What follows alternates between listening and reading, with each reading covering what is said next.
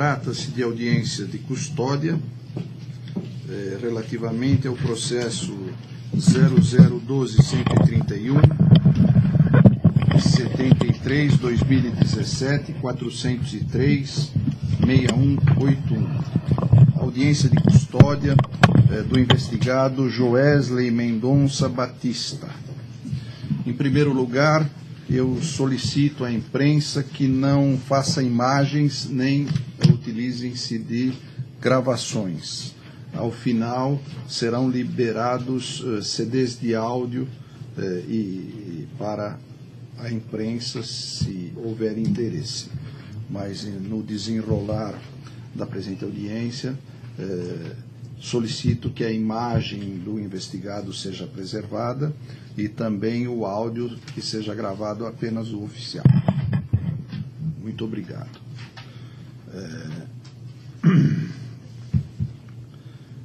Passo as perguntas ao interrogando. Qual o seu nome completo? Joesley Mendonça Batista. Qual a sua idade? 45 anos.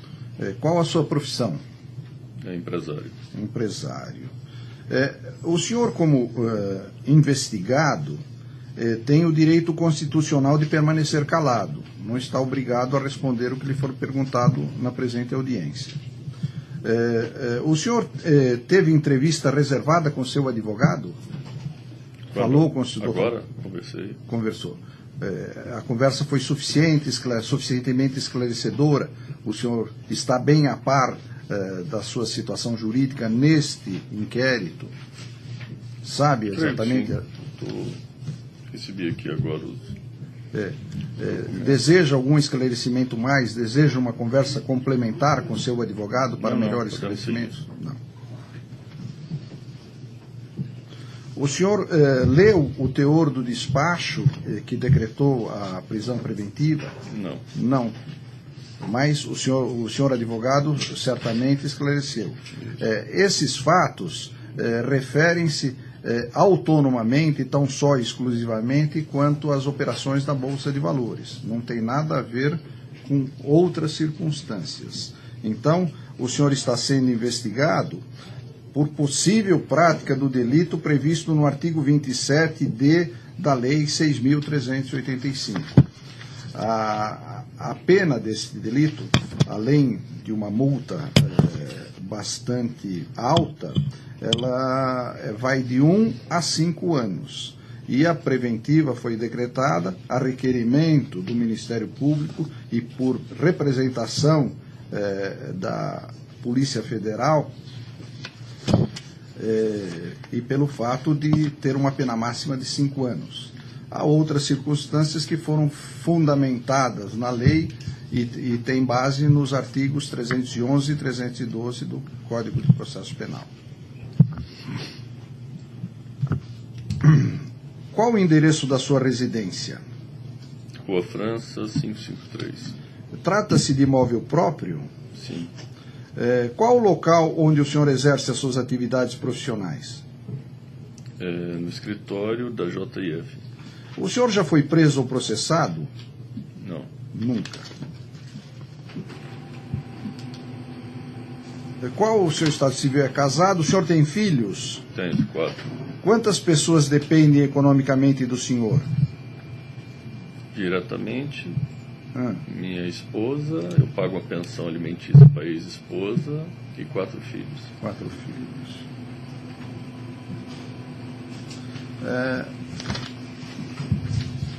Dentro dos limites da investigação, o senhor tem algo a alegar em seu benefício?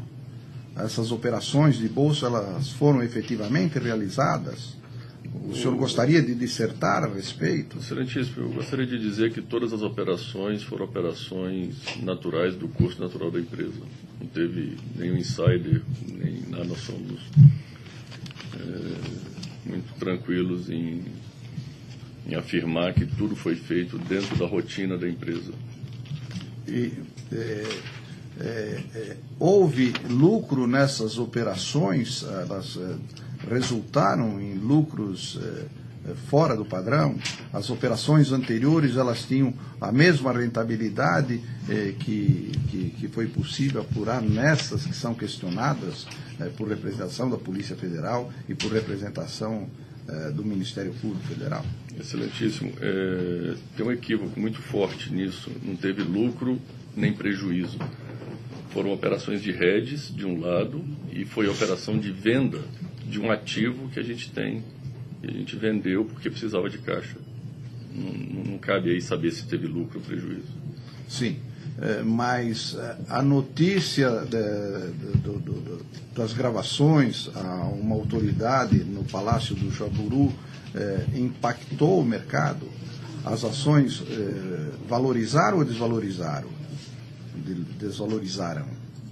As ações da JBS, como outras, no dia seguinte do vazamento, elas caíram, mas que nós não temos nada a ver com esse vazamento também, eu gostaria de acrescentar. Sim, e o senhor teria vendido antes dessa notícia vir ao mercado? Excelentíssimo, nós vendemos antes, durante e continuamos vendendo, porque o motivo da venda é a necessidade de caixa, não tem a ver com o preço da ação. Mas quando as ações baixaram, a sua empresa recomprou essas ações? Não, nós continuamos vendendo. E continuamos vendendo até recentemente, por necessidade de caixa. E os dólares? O senhor comprou isso eu não sei, isso foi a JBS que opera, não é da minha parte, eu cuido da holding da JIF. Perfeito. O senhor gostaria de falar mais alguma coisa em sua defesa ou deixa a cargo do senhor advogado? Não, excelentíssimo, eu gostaria de dizer que nós, enquanto holding da JIF, vendemos ações por um único, exclusivo motivo de necessidade de caixa. Não tem a ver com o preço da ação. Tanto é que nós vendemos no passado, continuamos vendendo e sempre que necessita de caixa a gente vende, porque é um ativo líquido que a gente tem. Todo esse momento que nós estamos passando, que é público, né? Os bancos têm restringido o crédito para nós, não têm renovado as linhas de crédito. Então, uma coisa que até o ano passado era natural, né? Os bancos renovarem as linhas de crédito. Com toda essa situação que a gente tem visto aí, os bancos não renovam. Nós, enquanto JIF, né, da holding, não somos uma empresa operacional, a gente não gera caixa, a gente vive só de dividendos, né? Esse ano especial, os dividendos que nós recebemos foi bastante abaixo da expectativa, e eu lhe asseguro, excelentíssimo, que essas operações de venda de ação não tem absolutamente nada a ver com insider. Perfeito.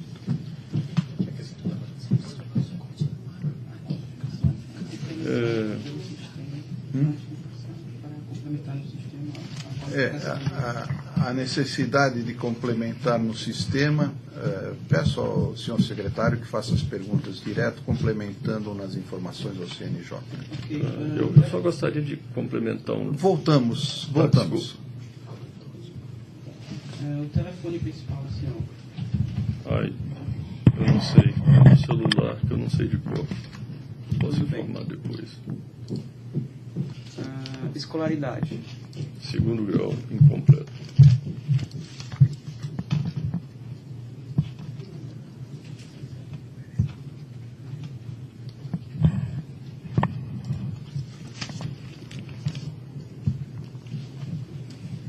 Quantos filhos menores de 6 anos? Menor de 6? Um filho.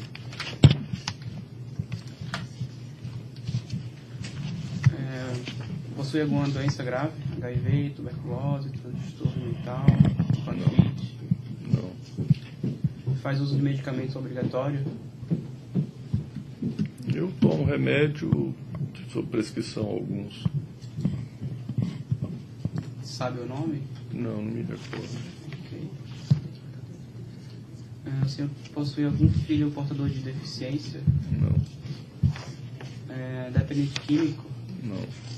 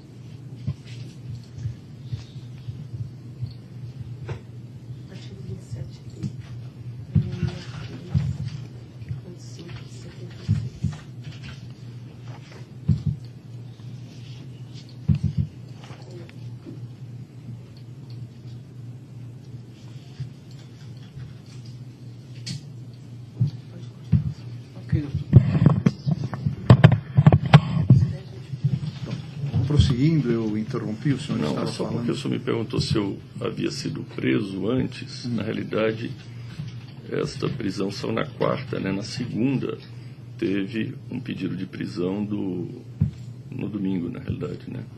Do Ministério da PGR, né? Do Procurador-Geral da República, autorizada pelo Supremo.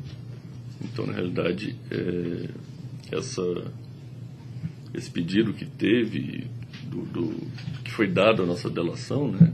Questão de que eles consideraram lá que a gente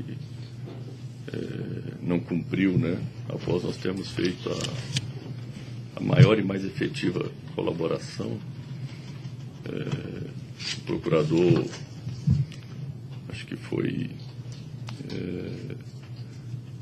muito questionado, né, sobre a nossa imunidade e, por fim, resolveu pedir a quebra da nossa imunidade, né? Eu achei um ato de covardia, queria dizer, por parte dele. Depois de tudo que fizemos, depois de tudo que entregamos de prova e tudo, enfim, e eu queria dizer que essa é a segunda prisão, não é a Perfeito, primeira. mas ao longo da sua vida o senhor não teve nenhum problema? Não. Só estou corrigindo porque eu falei que não, Sim, mas... sim, desculpa. mas esses fatos são notórios e contemporâneos, e Não é porque eu... basta ler o jornal para saber o que está acontecendo. Agora, estes casos relatados tem pouco a ver com o que aconteceu no período da sua delação. Eu estou só Aqui corrigindo porque o senhor me perguntou. é um fato posterior. Isso. Então, o senhor assumiu um compromisso de não voltar a delinquir. E a polícia e o Ministério Público dizem, não, aqui há em tese um Poxa, delito. doutor João. Então, por hora, nós não estamos colhendo provas, nem julgando o caso, porque não tem nem denúncia. Exato. A denúncia, o senhor estando preso, ela será apresentada rapidamente e com celeridade se terá uma definição desse caso, que pouco tem a ver com o que, embora não se ignore, mas não o senhor não está se defendendo da delação. Não, eu entendo. Eu falei da delação só porque foi o primeiro. Perfeito. Esse caso do insider aí, até o presidente Temer falou isso em rede nacional, né? Isso aí eu fui mexer com os poderosos, né? Os donos do poder, estou aqui agora. Mas são fatos humanos que acontecem, e como tudo na vida, isso também haverá de passar. Estou pagando por ter De delatado que forma o poder. vai passar, a gente ainda não sabe, porque não temos bola de cristal. Mas são fatos humanos e que acontecem no curso da vida e que o que vai fazer? O senhor está sob orientação de douto profissional que saberá apresentar a sua defesa no momento próprio. Obrigado pela oportunidade. O senhor esteve na prisão, houve maus tratos na prisão? Não, de forma alguma. Não. O senhor foi respeitado na sua integridade física e moral? Total. Total. Tem alguma reclamação a fazer? Não. Tá. Então, essa audiência de custódia, ela foi instituída pelo ministro Lewandowski e ela decorre de tratados internacionais. A Convenção Americana diz que todo aquele que for preso tem que ser apresentado ao juiz, para o juiz verificar as condições da sua prisão e que sejam prestados esses esclarecimentos preliminares. Então, o senhor quer falar mais alguma coisa? Não. Não. O senhor advogado vai ter a oportunidade de falar, o senhor? Eu estou aqui. Então, Obrigado. passo a palavra à senhora procuradora da República para os seus questionamentos ao investigado. Então, Excelência, como a finalidade dessa audiência é averiguar as condições da realização da prisão, e como o preso aqui presente está dizendo que foram respeitados seus direitos, não tem o que ser questionado. Tá? Passo a palavra ao senhor advogado. Eu agradeço. Eu gostaria de, assim como feito em relação ao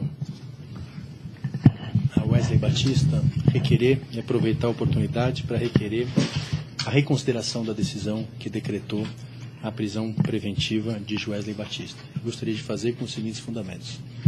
Em primeiro lugar, embora o Ministério Público diga que a presente pretensão não tem qualquer relação com a colaboração premiada, em sua manifestação, em epígrafe, ela traz uma frase dita por Joesley Batista que consta nos autos da colaboração premiada.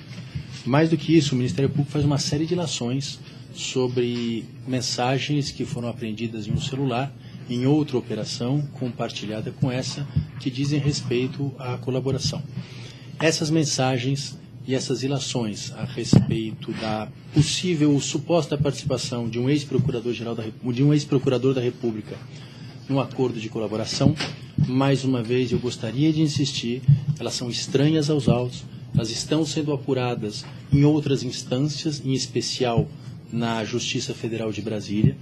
Naquela Justiça Federal, esses fatos não ensejaram qualquer medida cautelar, muito menos medida da gravidade da prisão preventiva, e mais do que isso, esses fatos envolvem pessoa portadora de prerrogativa e de foro. Portanto, esses fatos específicos à colaboração, específicos a esse celular, não poderiam sequer ser mencionados pelo Ministério Público Federal, muito menos pela Polícia Federal, no extenso relatório que fez, em que teceu extensas considerações a respeito disso. Pois bem, excluídos esses fatos, excluídos essas considerações, não subsiste qualquer motivo novo para a decretação da prisão preventiva. Excelência, todos os fatos alegados pelo Ministério Público, quais sejam o suposto poder econômico dos investigados, a suposta capacidade de influência, eram de conhecimento do Ministério Público desde a instauração da presente investigação, que foi feita meses atrás. O paciente, o investigado, ele teve ciência dessas investigações e ainda assim ele se apresentou, prestou depoimento, juntou todos os documentos necessários, juntou todo o material que foi requisitado, não demonstrou em nenhum momento que estaria obstruindo as investigações, em nenhum momento demonstrou que pretendia fugir. Vale dizer mais uma vez, e a exemplo disso, que quando foi decretada a sua prisão e amplamente divulgada sábado passado, ele em nenhum momento tentou fugir, muito pelo contrário, no dia seguinte se apresentou espontaneamente à Justiça Federal, de forma que não existe nos presentes autos sobre insider trading qualquer elemento novo capaz de justificar a medida drástica da prisão preventiva. E mais, e vai lembrar apenas a complemento e a conclusão final, a guisa de conclusão. O crime de insider trading tem uma pena de 1 a 5 anos. Portanto, ainda que ele tivesse uma pena média ou a pena máxima, ele não seria submetido à situação que ele se encontra agora, que é uma situação de regime fechado. Ainda que houvesse concurso material e identificados 2 crimes de insider trading, se ele tivesse penas próximas da máxima, ele teria um regime semiaberto, de forma que não parece proporcional e não parece adequada à medida atual sobre a qual ele se encontra. Vale dizer, e por fim, que não há nenhum acusado no país de insider trading que se encontra preso preventivamente, e não por razões de impunidade, e sim porque o crime claramente não comporta esse tipo de medida. De forma que se ele estivesse respondendo pelos mesmos fatos sem ter feito a delação, certamente ele não estaria preso preventivamente. Daí porque, mais uma vez, roga-se a Vossa Excelência que reconsidere a decisão de prisão preventiva em face dos fatos novos que já foram encaminhados a Vossa Excelência no dia de ontem, quando o mesmo pedido foi feito em relação a Wesley Batista. Mais uma vez, cumprimento Vossa Excelência por todo o trabalho que tem feito, assim como o Ministério Público também. Quanto ao requerimento formulado pelo senhor advogado, consulto a senhora Procuradora da República quanto à manutenção da prisão preventiva decretada. Primeiramente, Excelência, é importante deixar bem claro que o objeto dessa investigação é apenas apurar o crime de insider trading, que é a obtenção de uma informação privilegiada e utilizá-la perante o mercado financeiro com obtenção de lucros. Esses crimes que está sendo investigado, que foi praticado pelo preso aqui nesse momento e por seu irmão, não tem qualquer relação com outros crimes que estão sob apuração perante a Procuradoria-Geral da República e com tramitação no Supremo Tribunal Federal. Por conta disso, é importante dizer que não tem nenhuma pessoa com foro por prerrogativa de função investigado nesse inquérito policial e não tem até o momento indicativos de que pessoas com foro ou pessoas que estão respondendo por crimes perante a PGR praticaram juntamente com os investigados esses crimes. Foi mencionado o acordo de colaboração premiada. Evidentemente, ele tinha que ser mencionado porque foi a própria colaboração premiada que era a informação privilegiada. Então, é sabedor de que a sua colaboração premiada seria trazida à tona, seja pelo vazamento indevido que ocorreu, que está sendo apurado o porquê desse vazamento, seja pelo próprio levantamento do sigilo pelo ministro Fachin.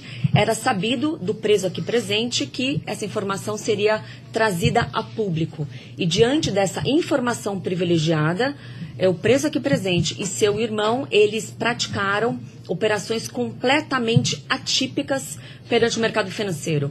Embora o preso tenha dito que eram operações corriqueiras, não é verdade. A própria Comissão de Valores Imobiliários, em seu relatório, constatou que as operações eram completamente atípicas, bem como o relatório pericial da Polícia Federal. Então está claramente demonstrada a materialidade do crime e indícios, não só indícios, mas como provas de autoria. A defesa insiste no mesmo argumento, que é uma investigação antiga, o que não é verdade, uma investigação que foi iniciada ainda neste ano. Temos 4 ou 5 meses de investigação e, ao longo dessa investigação, outros elementos de prova foram colhidos.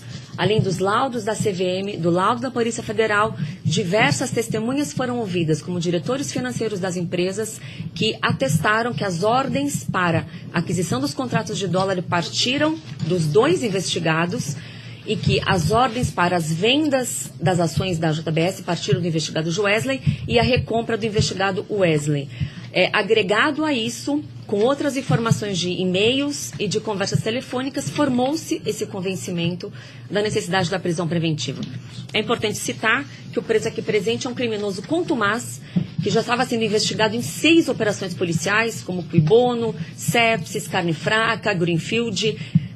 Depois que viu que essas operações só teriam a finalidade de resultar numa prisão preventiva, numa futura denúncia criminal, que ele procurou as autoridades para celebrar o acordo de colaboração premiada.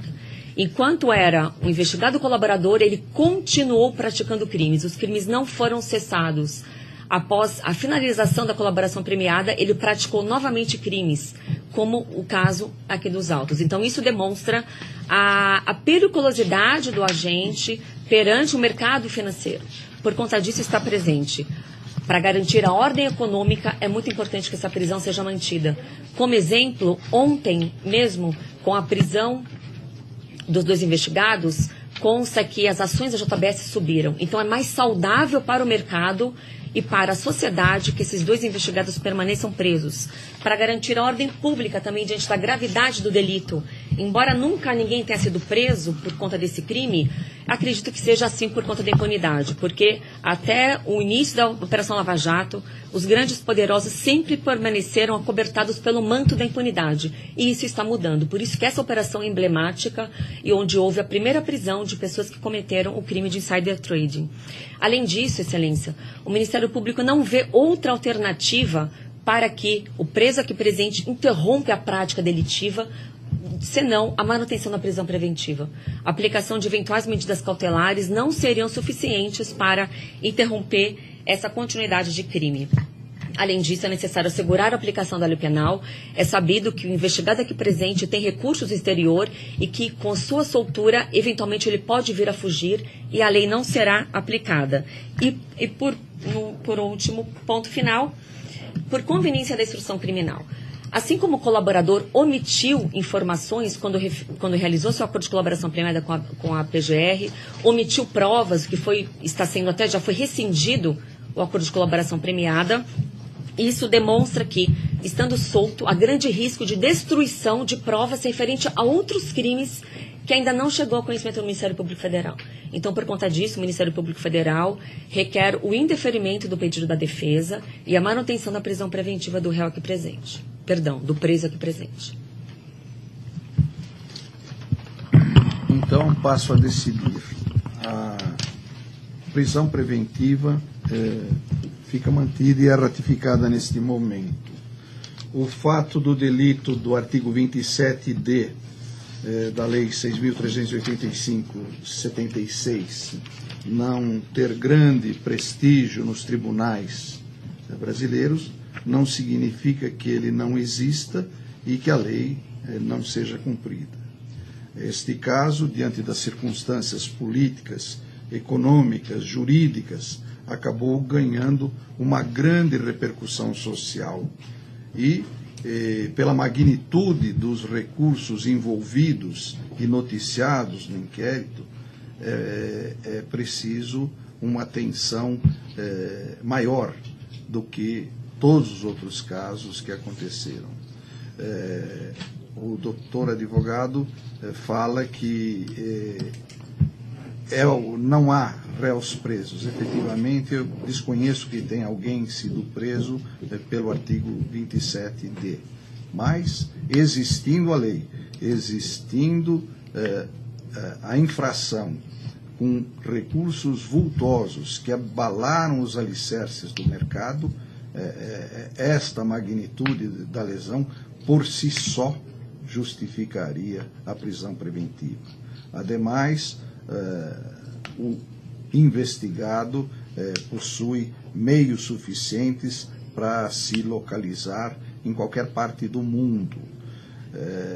Então, se ele desejasse evadir-se, se ele, solto, resolver sair do Brasil, ele não teria a mínima dificuldade. Então, aquelas medidas cautelares alternativas, como retenção do passaporte, não faria o mínimo significado para quem dispõe de tantos recursos financeiros e dispõe de tantos meios de locomoção e dispõe de tanta facilidade para cooptar autoridades em qualquer parte do mundo. Então, reitero os fundamentos da decisão e mantenho a prisão preventiva. No outro aspecto, o doutor advogado menciona que uma pena intermediária entre 1 e 5 anos poderia levar a uma condenação em regime mais brando, tipo regime aberto, tipo regime semiaberto, e o investigado está cumprindo pena, está cumprindo o regime de prisão preventiva sob regime fechado. Acontece que Sua Excelência, ilustre professor de direito, jurista nacionalmente renomado, sabe que os regimes legais, eles não são inflexíveis, eles não constituem números clausos, eles não são de aplicação matemática. É perfeitamente possível alguém receber uma pena menor de 4 anos e, pelas características do delito, pela magnitude da lesão, pelo risco social envolvido, o juiz decretar o regime fechado. Mas, me parece despiciendo por hora falar-se em regime de cumprimento de pena, quando nem se tem notícia da apresentação da denúncia, e que, sob certo aspecto, o réu ser mantido preso, ainda porque ele tem prisão preventiva decretada liunde, ele tem uma prisão preventiva decretada no Supremo. Com prisão preventiva decretada, o processo se fará de forma mais célere, de forma mais rápida, e em tempo breve o senhor investigado terá solução para esse caso. Qualquer que seja a solução, ela não passará de 5 anos, porque é a pena máxima, podendo, como diz o senhor advogado, apenas ser uma pena intermediária. Então, uma pena de 2, 3 anos me parece, em tese, possível, e daí o que ensejaria o senhor advogado discutir no juízo de primeiro grau ou nas instâncias recursais o regime de cumprimento da pena. Liberar o investigado da presente prisão preventiva, estando ele a cumprir outra preventiva do Supremo, a meu ver, poderia prejudicar o sindicado e certamente prejudicará, porque mantida o regime de prisão preventiva, o julgamento do caso se fará de forma mais célere e em benefício da definição do caso. Então, por essas razões aventadas e por todas aquelas expostas pela ilustre representante do Ministério Público Federal, a prisão preventiva fica mantida.